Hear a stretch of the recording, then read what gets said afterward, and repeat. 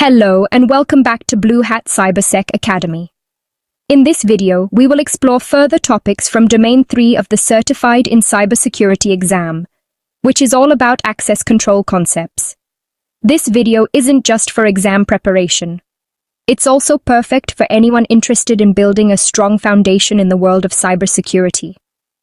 We are going to focus on the following in this lesson: separation of duties, followed by authorized versus unauthorized personnel.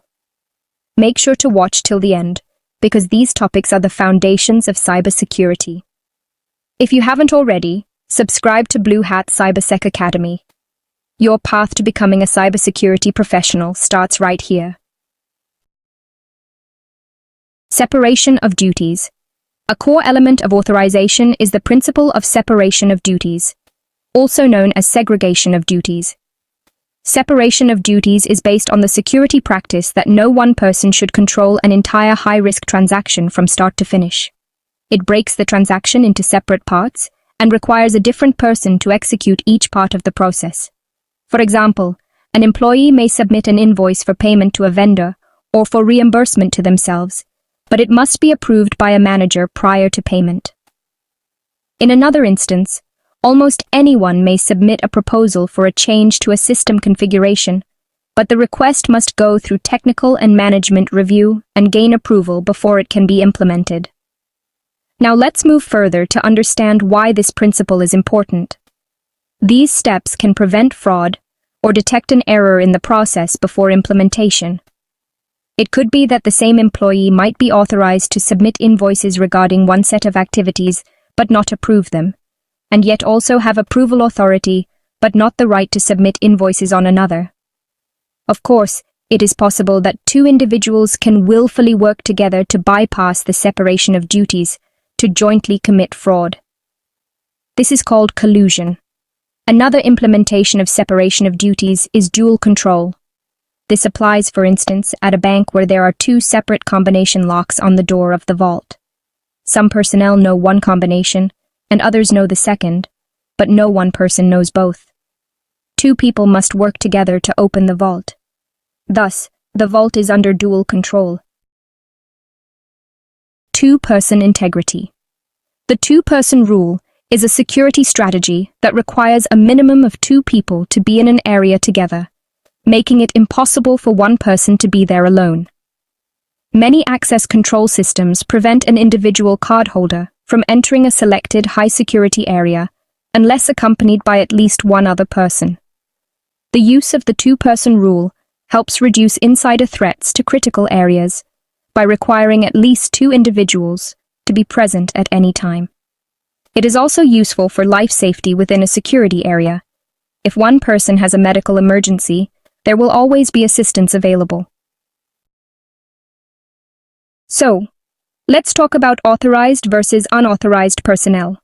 Subjects are given authorized access to objects after they have been authenticated.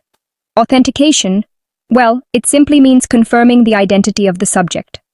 Once a subject has been authenticated, the system checks its authorization to see if it is allowed to complete the action it is attempting.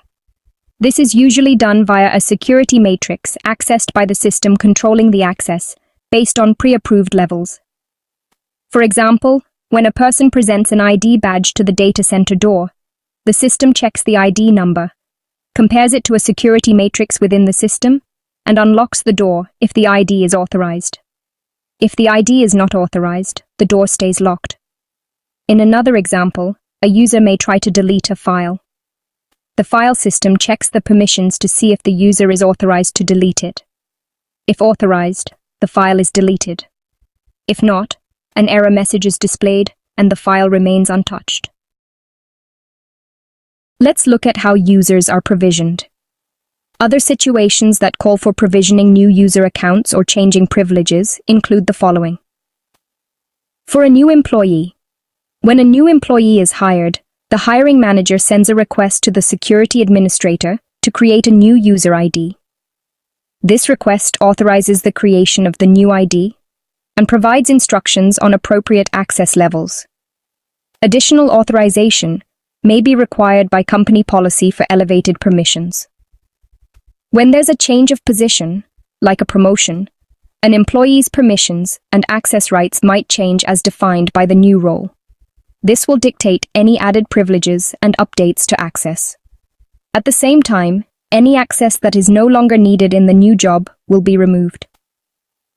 For separation of employment, when employees leave the company, their accounts must be disabled after the termination date and time, depending on company policy and procedures.